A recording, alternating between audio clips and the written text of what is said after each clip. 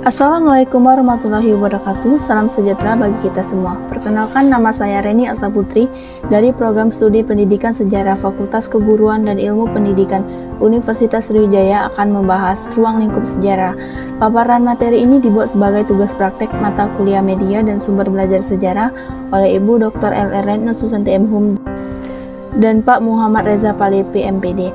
Semoga apa yang saya paparkan dapat dimengerti dan menambah wawasan tentang apa saja ruang lingkup sejarah. Sebenarnya, apa sih itu sejarah? Kenapa dapat berpengaruh pada kehidupan selanjutnya? Mari kita ulas sedikit tentang sejarah. Sejarah adalah kejadian yang terjadi pada masa lalu yang membuktikan bahwa adanya perubahan dari masa ke masa dan disusun berdasarkan peninggalan-peninggalan atau sumber sejarah dari berbagai peristiwa. Untuk mengenal sejarah itu sendiri diperlukan pemahaman terhadap ruang lingkup sejarah. Berikut ini adalah ruang lingkup sejarah. Yang pertama ada sejarah sebagai peristiwa. Sejarah dikatakan sebagai peristiwa ialah menyangkut kejadian yang penting, nyata, dan aktual. Sejarah ini telah benar terjadi di masa lalu dan tidak berulang. Poin pentingnya, kejadian tersebut benar terjadi di masa lalu. Tanpa adanya kejadian tersebut tidak bisa dikatakan sejarah. Peristiwa bisa dikatakan penting kalau kejadiannya bisa mempengaruhi terjadinya kejadian atau peristiwa lain yang sekarang maupun terhadap kehidupan berikutnya. Contoh sejarah sebagai peristiwa. 1. Pertempuran 10 November. Pada tanggal 10 November 1945 terjadi pertempuran di Surabaya yang merupakan pertempuran besar antara pihak tentara Indonesia dan pasukan Inggris. Pertempuran ini adalah perang pertama pasukan Indonesia dengan pasukan asing setelah proklamasi kemerdekaan Indonesia dan satu pertempuran terbesar dan terberat dalam sejarah Revolusi Nasional Indonesia yang menjadi simbol nasional atas perlawanan Indonesia terhadap kolonialisme. Yang kedua, peristiwa G30 SPKI. Peristiwa G30 SPKI terjadi pada tahun 1965 dan di bawah kendali DNID. G30 SPKI terjadi pada malam hingga dini hari, tepat pada akhir tanggal 30 September dan masuk 1 Oktober 1965. Gerakan pemberontakan yang dilakukan oleh PKI mengincar perwira tinggi TNI Angkatan Darat Indonesia. 3 dari 6 orang yang menjadi target langsung dibunuh di kediamannya, sedangkan lainnya diculik dan dibawa menuju lubang buaya. Dan ke-6 perwira tinggi ini yang menjadi korban G30 SPKI.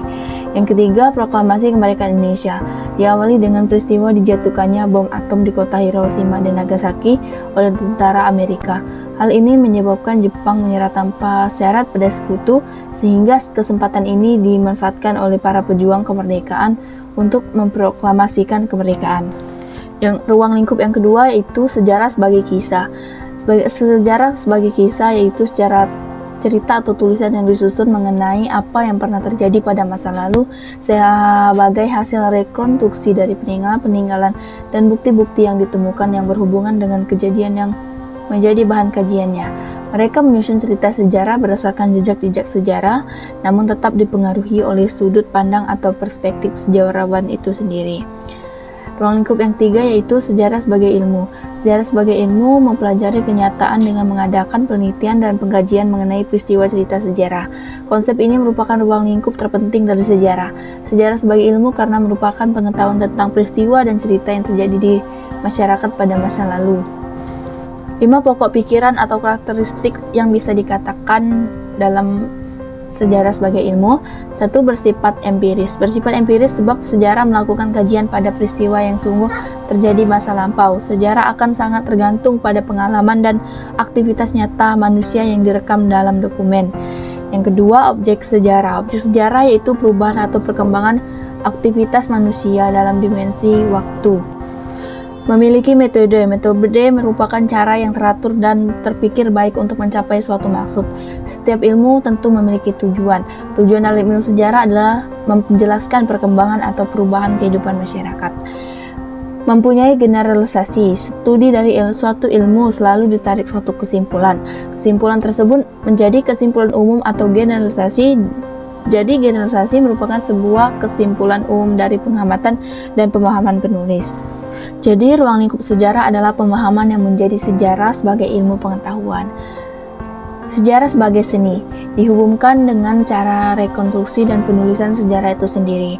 Sejarah dikatakan sebagai seni karena seorang sejarawan membutuhkan intuisi, imajinasi, emosi, gaya bahasa, dan menulis sejarah. Sejarawan memerlukan imajinasi dalam sebuah peristiwa sejarah.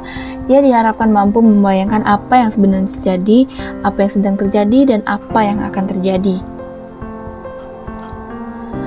Ruang lingkup sejarah sebagai peristiwa, sebagai kisah, sejarah sebagai ilmu, dan sejarah sebagai seni memiliki arti masing-masing yang saling berkaitan. Sejarah memiliki banyak manfaat, salah satunya dengan adanya sejarah, kita dapat membuat sebuah perubahan yang lebih baik, lebih maju, dan lebih berkembang. Jangan jadikan sejarah sebagai hal yang tak berguna, jadikan sejarah sebagai panutan untuk menjadi lebih baik. Sekian dari saya ucapkan terima kasih. Wassalamualaikum warahmatullahi wabarakatuh.